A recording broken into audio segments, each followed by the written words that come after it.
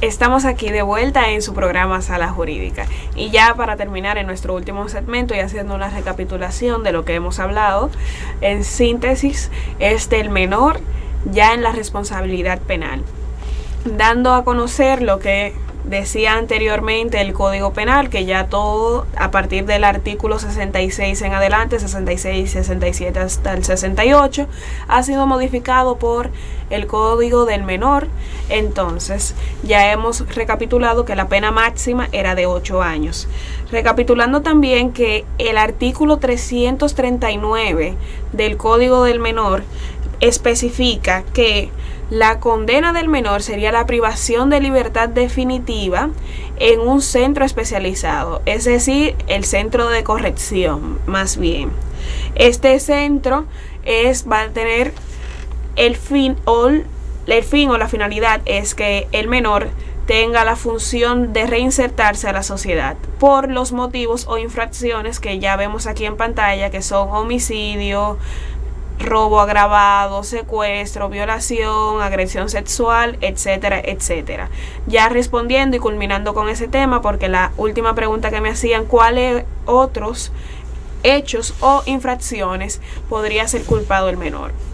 Y dando cabida a esto, vamos a comenzar a diferenciar el hecho de un autor, coautor o complicidad, que está establecido en el Código Penal Dominicano, y a mi entender, claro, particularmente, estamos de acuerdo que el nuevo código, que no se puede utilizar porque no está establecido, no pasó por ambas cámaras. Pero en vigencia. Exacto, pero se puede hacer una buena... No entra en vigencia, no, ni siquiera esa ley ha sido ni promulgada ni publicada, mucho menos hablar de entrar en vigencia. Exactamente, pero se puede hacer una buena comparación de ahí con el actual Código Penal de la República Dominicana, dando esa diferencia de lo que es la autoría y la complicidad.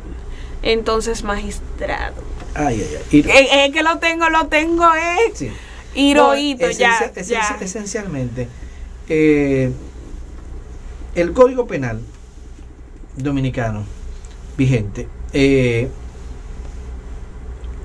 manera específica, en un artículo introductorio no te dice es autor aquel que realiza tal hecho, coautor aquel que participa. No tiene una definición clara ni una tipicidad clara. Pero ¿qué clara pasa? Que en los distintos artículos donde establece tipo penal, el que mata, el que roba, el que sustrae, el verbo, como está. Entonces a esa persona, a ese lo reputa como autor.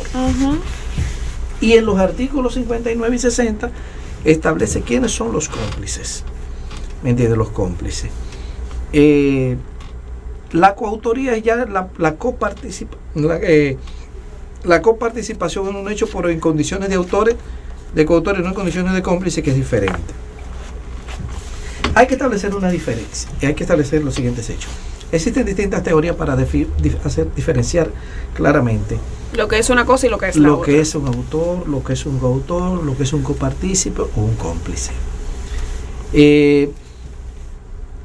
Muchas de estas teorías se han elaborado a partir de tesis dogmáticas, analizando los hechos en concreto, como pasa con la dogmática alemana, que te van reflexionando. Entonces, de las teorías que hay vigentes, se habla la teoría formal objetiva, ¿entiendes? La teoría formal subjetiva, algunos dicen la teoría objetiva propiamente, la teoría subjetiva, la teoría del dominio del hecho. Hay autores que incluso hablan de la teoría de la participación imprescindible, que eso es otra, pero realmente todas las vigentes. Por ejemplo, la primera teoría, la teoría objetiva, que retiene que es autor aquel que realiza el verbo típico, el que mata, el que roba, el que viola, etcétera. El que hace la acción directa.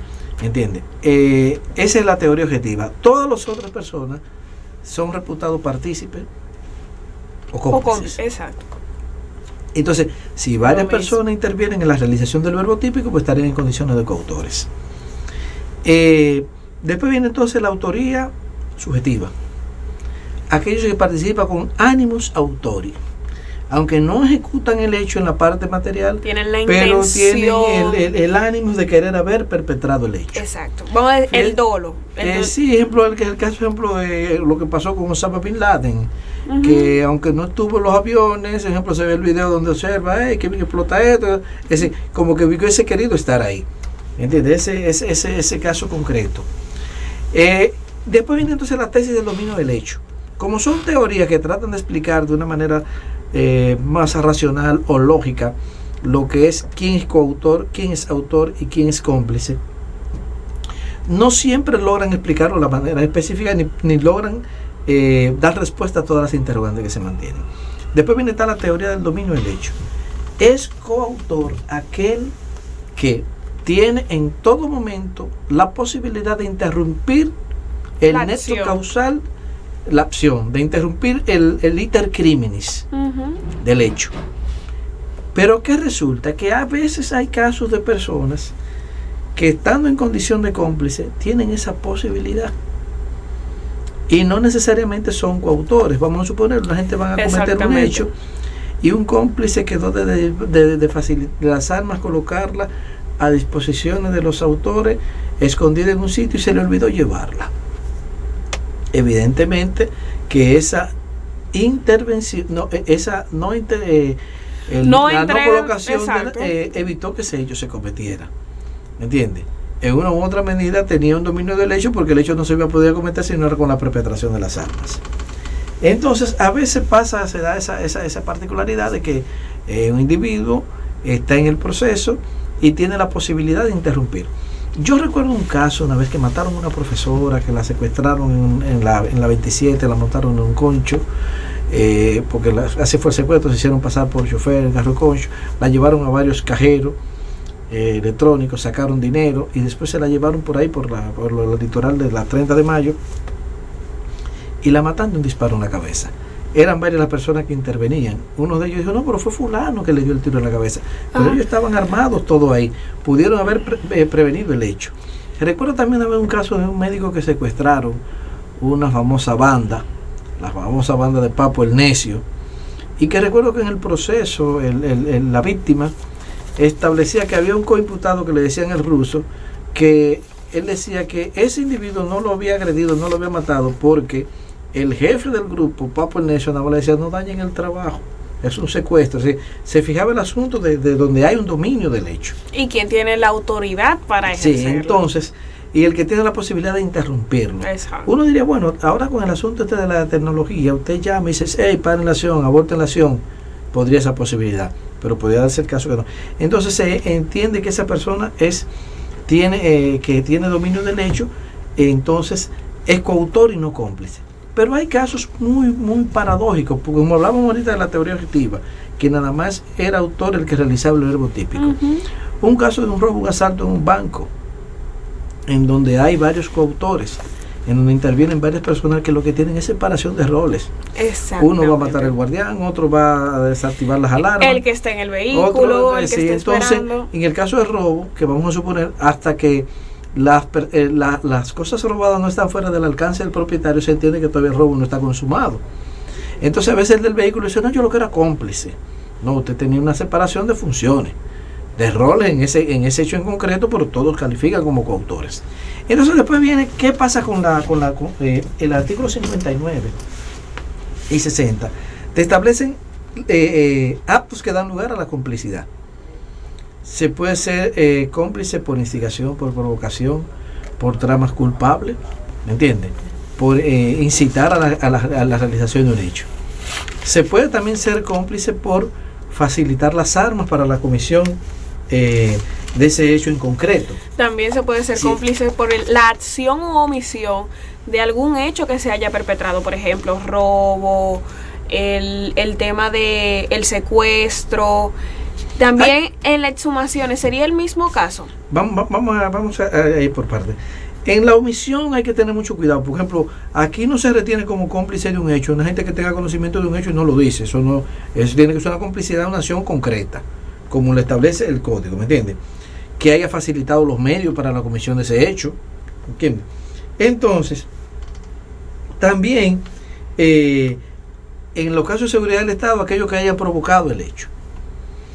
Después, a partir del artículo 61, es decir, vemos que la complicidad es por instigación, por provocación, por facilitar las armas. ¿Entiendes? Después, en el artículo 61, ya se habla que son cómplices aquellos que ocultan a personas que se dedican como dicen, a cometer acciones de violencia contra la seguridad del Estado, contra la paz pública y contra las personas. Fíjense una cosa, el código dice acciones de violencia, no habla aquellos que ocultan. Una acción de violencia es un homicidio, ¿me entiendes? Por una acción de violencia también es dar golpes. Golpes y heridas de tantos días. ¿Me entiendes? O lo que le suministraren habitualmente alojamiento, que lo escondieren. Y después en el artículo 62, el código señala que también son cómplices los que en materia de robo ocultaren el cuerpo del delito o totalidad imparte las cosas robadas y hurtadas. Ahí la ley no dice absolutamente más nada. Hay un caso muy famoso, el de San Francisco de Macorís, en donde a una persona le endilgan complicidad por haber ocultado el cadáver. Decíamos el otro día, ¿qué sucede y viene al caso en concreto? Si vemos que el articulado que sanciona el ocultamiento de cadáveres es el artículo 359, relativo a las inhumaciones. Exactamente. A los enterramientos. Exacto. A partir del a los enterramientos. A partir del artículo 358 en adelante, sí, te habla de las inhumaciones de cadáveres. Entonces, ese mismo texto señala, si queremos hacerle también una interpretación al pie de la letra, es siempre una interpretación judaica. Habla de que se va a reputar ocultamiento del cadáver, el delito se retiene aquel que haya ocultado un cadáver que haya sido fruto de un asesinato o de golpes y heridas. El legislador obvió el homicidio. Entonces podemos decir, y si una persona oculta un cadáver de alguien que ha sido que es la causa de muerte de un homicidio, entonces aquí entraríamos hablando de una insuficiencia de la ley. Sería un poquito cuesta arriba.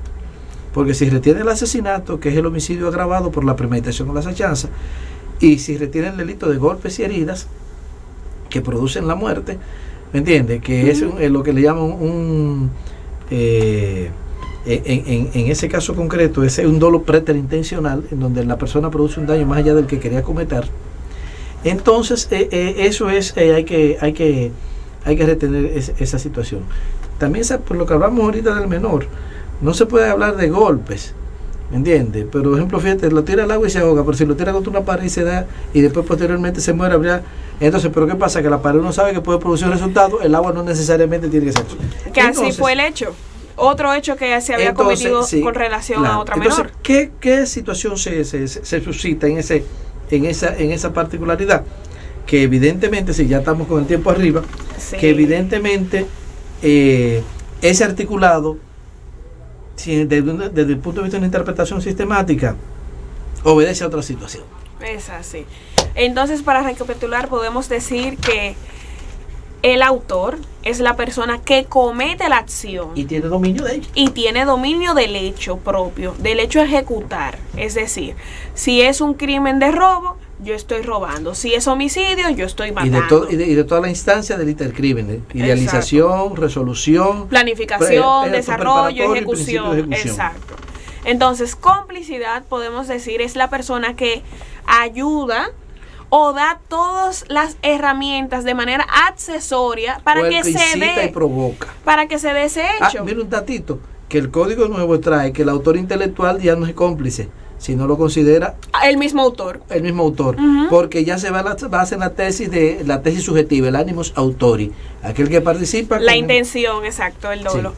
Entonces, continuando con esto, ya para cerrar, es que tanto la autoría como la complicidad deben de regirse de principios básicos del derecho penal, por ejemplo, el derecho de legalidad, el derecho de el principio de legalidad, la personalidad de la pena, el principio de la culpa, de la culpabilidad. Pero esencialmente hay un problema de principio de legalidad. Entonces va a depender de la interpretación que se le quiera dar. Esencialmente hay que ver, por ejemplo, si se nos va a una interpretación legal pura, pues entonces tenemos el inconveniente que esa particularidad. Bueno, hasta aquí hemos llegado a nuestro querido programa de hoy de Sala Jurídica. Estuvimos con ustedes el profesor, y tengo que decirles algo, el profesor Hirohito Reyes, sí, porque es que siempre se me va a quedar ese sentimiento de profesor. Y Maciel Rodríguez. Y Maciel Rodríguez con ustedes. Hasta otra próxima emisión.